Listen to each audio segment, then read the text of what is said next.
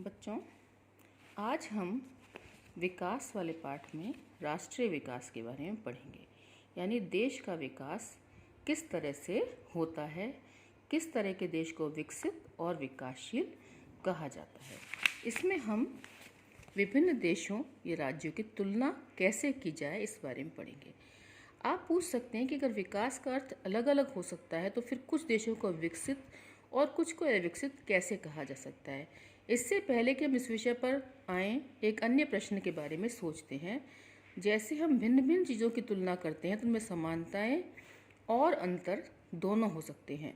हम उनकी तुलना करने के लिए किन पहलुओं का प्रयोग करते हैं, कक्षा में विद्यार्थियों को ही देखते हैं। हम विभिन्न विद्यार्थियों की तुलना कैसे करते हैं, उनमें ऊंचाई, स्वास्थ्य, प्रतिभा और रुचि के अनुसार अंतर है।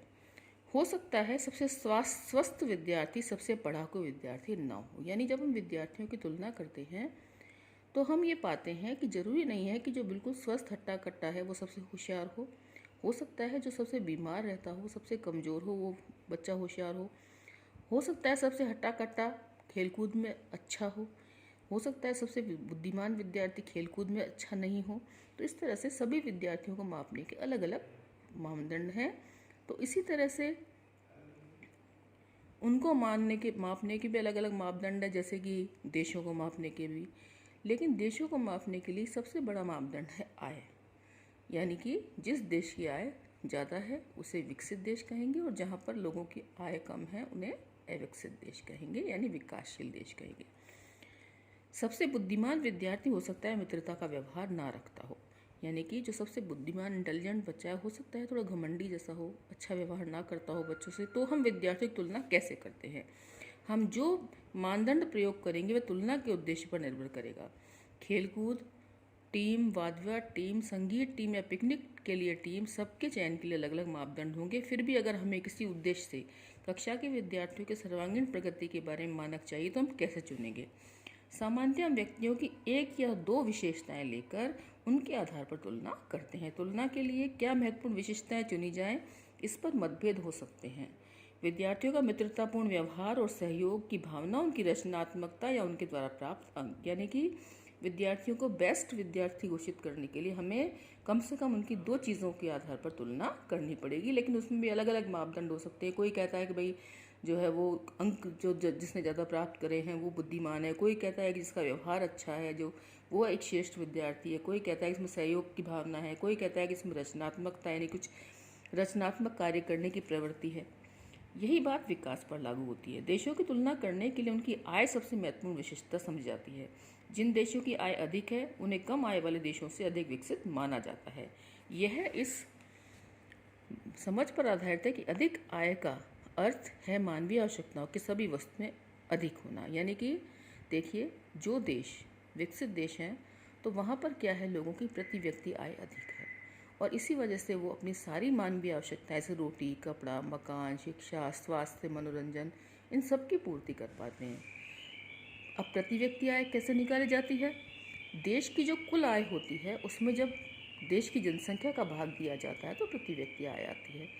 अब कल्पना कीजिए कि हमारे देश की जनसंख्या तो 135 करोड़ है, तो हमारे देश की जो राष्ट्रीय आय उसमें 135 करोड़ का भाग दिया जाएगा तो प्रति व्यक्ति आय जो है वो कम आएगी। और जैसे मान लो अमेरिका की जैसे आबादी 33 करोड़ ही है। अब वहाँ पर जब उनकी आमदनी भाग दिया जाएगा तो वहाँ के लोगों की प्रति व्यक्ति आय अधिक आएगी। वहाँ के लोग ज़्यादा अच्छी सुविधाएं उपयोग में ले सकते हैं, जबकि हमारे यहाँ पर लोगों की प्रति व्यक्ति आय कम होने की वजह से सुविधाएं पर्याप्त नहीं मिल पाती।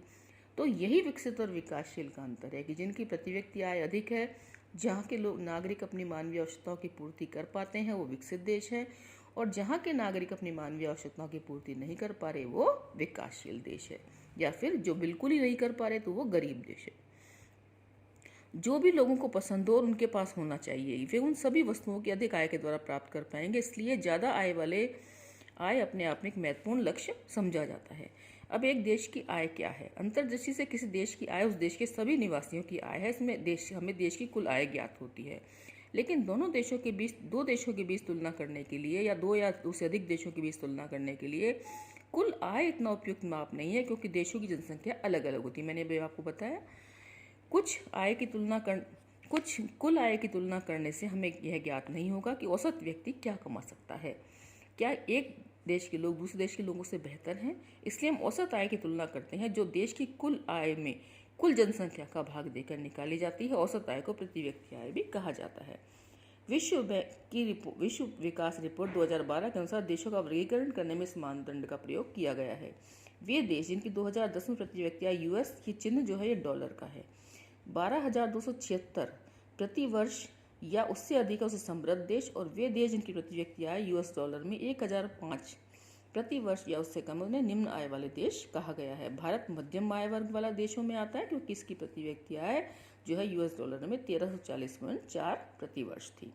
समृद्ध देशों, जिनमें मध्य पूर्व के देश और कुछ अन्य छोटे देश भी शामिल हैं, को आमतौर पर विकसित कहा जाता है।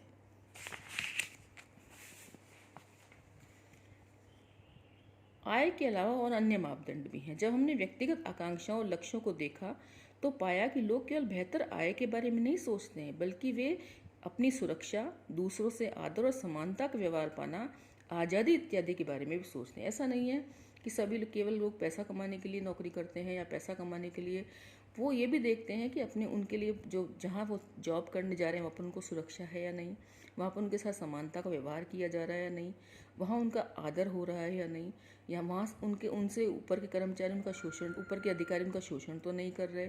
इसी प्रकार हम जब किसी देश या क्षेत्र के बारे में सोचते हैं तो हम औसत आय के अलावा अन्य महत्वपूर्ण लक्ष्यों के विषय में भी सोचते हैं। ये विशेषताएं क्या हो सकती हैं, इसका निरीक्षण हम एक उदाहरण के द्वारा करते हैं। तालिका 1.3 जो है वो बताती है कि पंजाब में प्रति व्यक्ति आय 60,746 है, केरल में 59,179 है और बिहार में 16,715 है। ये आंकड़े वर्ष 2009-10 की वर्तमान कीमतों पर प्रति व्यक्ति निवल राज्य घरेलू उत्पाद के हैं। अभी हम इस जटिल शब्द का क्या वास्तविक अर्थ है उसे छोड़ देते हैं और मोटे तौर पर हम उसे राज्य की प्रति व्यक्ति आय मान लेते हैं। हम देखते हैं कि इन तीनों राज्यों में पंजाब की प्रति व्यक्ति आय सबसे ज़्यादा है और बिहार की सबसे पीछे। इसका अर्थ है कि औसतन एक व्यक्ति एक वर्ष में 60,746 रुपये पंजाब में, जो कि बिहार में औसत केवल 16,715 रुपये कमाता है। इसलिए अगर विकास मापने के लिए प्रति व्यक्ति आय का प्रयोग किया जाए, तीनों राज्यों में पंजाब सबसे अधिक और बिहार सबसे कम विकसित माना जाएगा। अब हम इन तीनों राज्यों के कुछ और चीज़ों पर नजर डालते हैं जो कि तालिका 1.4 में है। देखिए 1.4 में पंजाब शिशु मृत्यु दर 1000 पे 34 बच्चे जो है वो मर जाते हैं। साक्षरता दर यहाँ पर 76.68% है और कक्षा 1 से 5 तक में बच्चों की उपस्थिति 100 में से 82 बच्चे पढ़ रहे हैं। अब केरल की बात करें तो शिशु मृत्यु दर वहाँ पर कम है, यानी स्थिति देखी जाए तो केरल ज़्यादा बेटर कंडीशन में है। यानी आय ही केवल मापदंड नहीं है, स्वास्थ्य की दृष्टि से देखा जाए तो केरल का बच्चों का शिशु मृत्यु दर कम है, यानी केरल में लोगों का स्वास्थ्य अच्छा है। केरल में साक्षरता दर 93.91, यानी कि केरल की साक्षरता जो है वो बहुत अच्छी है और वहाँ पर पहली से 5वीं तक में बच्चों का जो अनुपात है वो 91 है। इसी तरह से बिहार की बात करें, शिशु मृत्यु दर 48, यानी बिहार की स्थिति रियल में खराब है, क्योंकि वहाँ पर साक्षरता दर भी बहुत कम है, 63.82 है और वहाँ पर 1 से 5 तक बच्चों का जो है अनुपात भी बेहतर है, यानी तीनों बेहतर है। यानी कि तीनों अगर देखा जाए, तीनों हिसाब से देखा जाए तो केरल जो है वो आय में दूसरे नंबर पर होते हुए भी उसके शिक्षा स्वास्थ्य का स्तर जो है वो पंजाब से ऊपर है। इस तालिका में प्रयोग किए जाने वाले शब्दों की व्याख्या। शिशु मृत्यु दर किसी एक वर्ष में पैदा हुए 1000 जीवित बच्चों में से 1 वर्ष की आयु पूरी करने से पहले मर जाने वालों के बच्चों का अनुपात। साक्षरता दर 7 वर्ष या उससे अधिक आयु के लोगों में साक्षर जनसंख्या का अनुपात, 7 वर्ष से अधिक आयु के कितने लोग पढ़े लिखे हैं। निवल उपस्थिति अनुपात 6 से 10 वर्ष की आयु के स्कूल जाने वाले कुछ बच्चों का कम उस आयु वर्ग के कुल बच्चों के साथ प्रतिशत। तो ये तालिका क्या बताती है?